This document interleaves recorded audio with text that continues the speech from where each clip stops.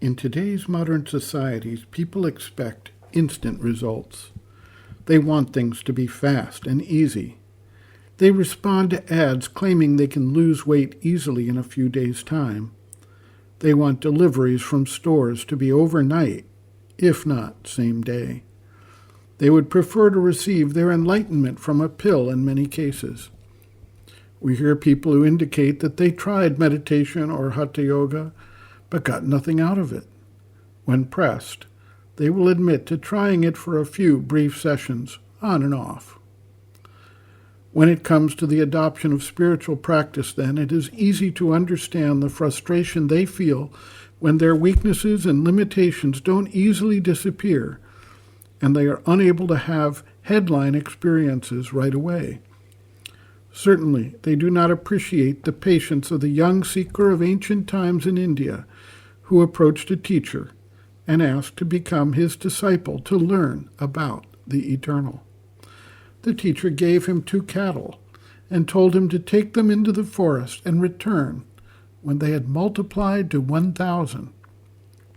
The would-be student went off and spent years working on the task, learning how to find food for himself and the cattle, ward off diseases and predators, and otherwise dealing with the weather and other circumstances that could potentially disrupt the process.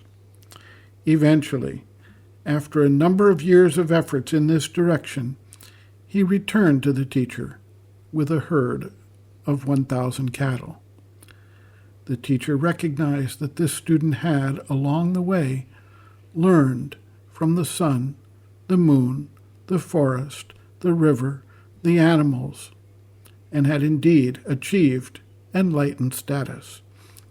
The teacher vacated his seat and invited the student to become the teacher.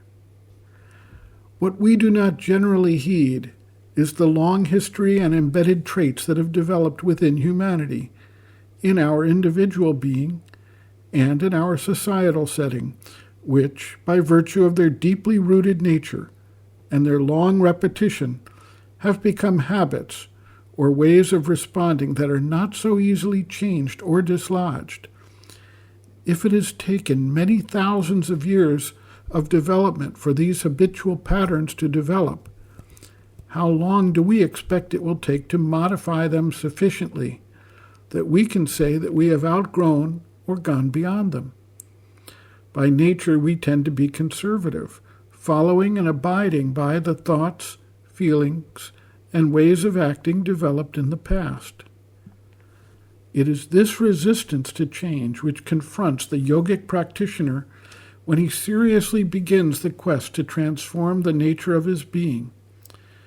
Sri Aurobindo points out that even in nature, change occurs, but it can take thousands of years to work itself out. In the meantime, the habits and atavistic behaviors assert themselves and reappear at any instance. The challenge, then, is whether this process of change can be aided and speeded up by some means. It is through the focused practice of yoga, with patience and persistence, that Sri Aurobindo advises that the conscious participation of the seeker can truncate the time needed. This does not mean that it is fast or easy within the context of an individual's lifetime, but that what otherwise might take thousands of years may be brought down to a span of decades potentially.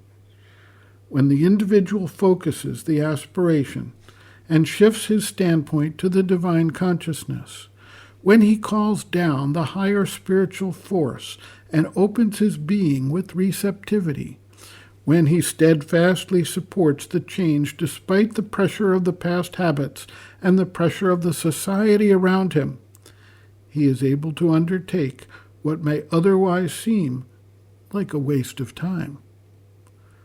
Sri Aurobindo writes, quote, "One must not be distressed or depressed by perceiving the weaknesses inherent in human nature and the difficulty of getting them out. The difficulty is natural, for they have been there for thousands of lives and are the very nature of man's vital and mental ignorance. It is not surprising that they should have a power to stick and take time to disappear. But there is a true being and a true consciousness that is there in us, hidden by the surface formations of nature, and which can shake them off once it emerges. By taking the right attitude of selfless devotion within and persisting in it, in spite of the surface nature's troublesome self-repetitions, one enables this inner being and consciousness to emerge, and, with the mother's force, working in it, deliver the being from all return of the movements of the old nature. End quote. Reference, Sri Aurobindo and the Mother, Looking from Within, Chapter 2, Looking at Oneself and Others, page 40.